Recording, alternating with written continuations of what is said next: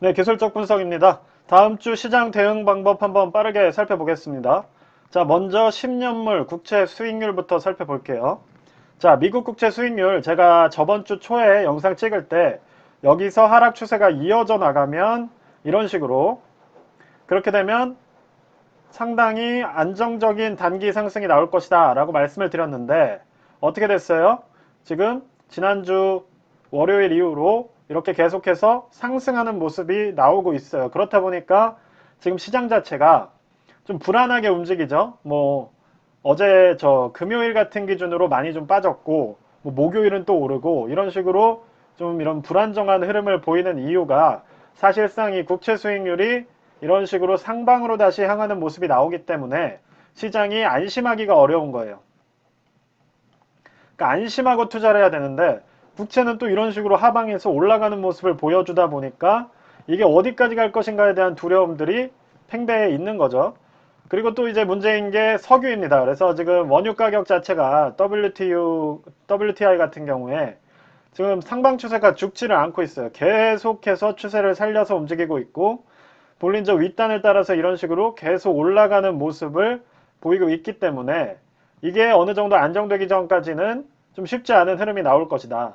그리고 제가 분명 말했지만 오펙이 증산을 한다고 해서 이게 갑자기 가격을 낮출 정도의 증산이 아니라 러시아가 원유를 수출하지 않는 그 빈 부분만큼만 증산을 검토하겠다. 뭐 요 정도인 거예요. 그렇다 보니까 우리가 지금 에너지 문제에 있어서는 우크라이나 전쟁이 끝나기 전까지는 사실상 안정이라는 것을 생각하기가 어렵다. 특히나 지금 유럽에서는 러시아에서 오는 가스와 원유 등을 수입을 엄청나게 하고 있던 상황에서 지금 이거를 독립하겠다고 나선 거죠. 이게 하루아침에 되겠느냐.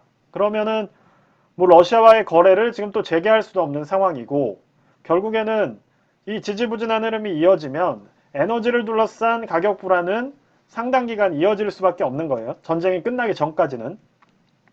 특히나 미국이 동맹이라는 것을 위시해서 러시아를 어떻게 보면 이번 기회에 완전히 길들이려고 하고 있기 때문에 이 힘싸움이 어디까지 이어질지도 사실 정확하지가 않습니다. 그래서 섣불리 어떤 호재에 따라서 에너지가 안정될 것이라고 생각하는 것은 경계해 주시는 게 좋아요. 자, 그렇다 보면 지금 다음 주 우리 세배 레버리지 기준으로 어떤 식으로 대응해야 될지 말씀을 드려볼게요. 자, 중요한 거는 자동적으로 대응하는 겁니다. 다음 주 같은 시장은 자동 대응이 좀 필요해요. 어떤 말씀이냐면 지금 이거 같은 경우에 이렇게 하방 추세가 이어졌고 지금 상방 추세와 하방 추세의 가운데쯤에 위치해 있습니다. 지금 SOXL 기준으로. 자, 그렇다면 이게 이렇게 가도 이상한 게 아니고 이렇게 가도 이상한 게 아니에요. 그럼 우리는 어떻게 보면 배팅을 해야 되는 겁니다. 다만 손해를 최소화해야겠죠. 근데 제가 확실하게 말씀드릴 수 있는 거는 여기서 이 갭을 깨고 내려가면 무조건 여기까지 빠질 수밖에 없는 겁니다. 심리라는 게 그래요. 이렇게 올랐던 갭이 만약에 여기서 무너져 내려버리면 다시 하단을 찍을 수밖에 없는 심리적 움직임이 나올 수밖에 없어요. 갑자기 뭐 전쟁이 끝난다거나 엄청난 호재가 나오지 않는 이상 지금 인플레이션 잡기가 상당히 어렵기 때문에 인플레이션을 지금 잡기가 엄청 어려운 상황이에요. 그러니까 여러분을 달래려고 호재 비슷한 얘기를 하더라도 그게 진짜 호재라서 하는 말이 아니라 달래려고 하는 말이기 때문에 인플레이션은 계속해서 지금 심해질 겁니다. 자, 우리 기름값만 봐도 알겠죠? 지금 기름값 안 떨어지죠? 지금 한 달 넘게, 두 달 넘게 계속 오를 수도 있는 거예요. 자, 그렇다면 여러분들은 어떻게 대응해야 된다? 이 갭상승했던 구간을 하방 지지선 그리고 이 상방 추세선의 상방을 상방 실현, 수익 실현선으로 잡아놓고 한 이쯤에서 저절로 실현되게 이쯤에서 저절로 실현되게 이런 식으로 단기적으로는 자동 주문을 걸어 놓는 게 저는 유리하다고 생각을 합니다. 왜냐하면 미국 시장이 어느 정도 완만하게 상승하는 추세로 가면 좋겠지만 지금 솔직히 불안한 면이 많이 있어요. 상당히 불안합니다. 이미 돈이라는 게 너무 많이 풀려버렸고 인플레이션에 경기 침체까지도 우려되는 상황이에요. 그리고 특히 무엇보다 지금 러시아와 유럽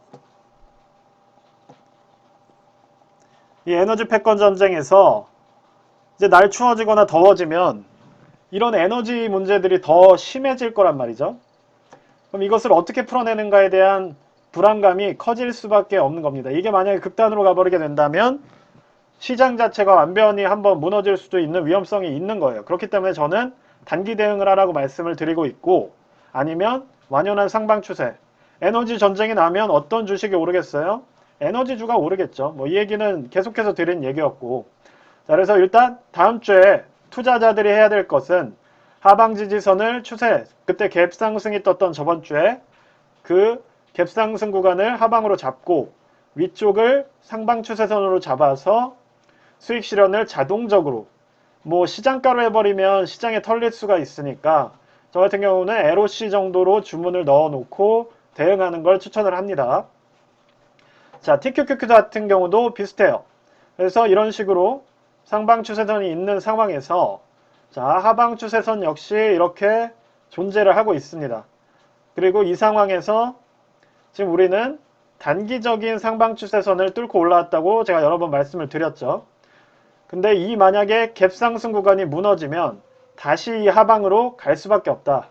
그렇기 때문에 여러분들도 이 구간을 살펴보고 여기서 손절을 치든 여기서 수익 실현을 하든 이런 식으로 자동 대응이 될 수 있게 운영을 하시는 게 좋을 것 같아요. 그래서 저는 주문은 종가 기준으로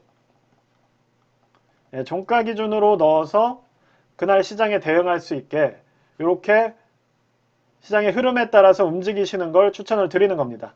자, FNGU 같은 경우도 비슷한 상황이에요. 이런 식으로 단기 추세를 뚫고 올라왔었는데 이거를 어떻게 해야 된다? 이렇게 올라온 상황에서 이 갭상승이 떴던 이 구간, 이 지지선을 지켜줘야 된다는 거죠. 그래야 상방 추세, 큰 상방 추세의 지지저항선까지 이런 식으로 올라갈 수가 있다는 거예요. 그래서 여러분께서는 이거에 대해서 스스로 주문하는 게 불안하다고 하시면 자동적으로 좀 실현이 될 수 있게 그렇게 상방 20% 구간 그리고 하방으로 10% 구간 갭상승이 나왔던 구간으로 잡아놓고 단기 대응을 하시면 다음 주에는 뭐 크게 잃으실 일도 없고 만약에 운이 좋아서 우리 추세가 계속해서 상방으로 향해주면 적절한 수익도 남기실 수가 있다는 거예요. 다만 제가 이제 불안한 부분은 기술적 반등이라고 하면 이런 식으로 강하게 나와주는 게 중요한데 지금 강하게 나오는 것처럼 가다가 또 한번 주저앉았어요. 왜 그러냐면 금리든 에너지든 어떤 불안 요소들이 지금 너무 많은 상황입니다. 그리고 지금 인플레이션에 대해서도 바이든과 연준이 어떻게 보면 서로 눈치 싸움을 하다가 그러니까 네 탓이냐 내 탓이냐 눈치 싸움을 한 거예요. 그렇게 심하진 않다라고 서로 탓을 돌리고 있다가 이제 표면적으로 인플레이션이 심각하다는 걸 서로 인정하는 단계까지 와버렸습니다. 그렇죠? 그럼 이거에 대해서 어떤 조치가 나올 수가 있기 때문에 돈을 확 빨아들이려는 흐름이 나올 수도 있어요. 그러면 주식시장은 버틸 수가 없습니다. 그래서 이러한 위험성을 인지를 하시고 다음 주에는 어떻게 보면 단기적으로 자동 대응이 될 수 있게 하시는 것을 추천을 드리면서 영상 마무리하겠습니다. 네, 영상이 도움이 되셨으면 구독과 좋아요 부탁드리고요. 네, 오늘 하루도 좋은 하루 보내시길 바라겠습니다. 감사합니다.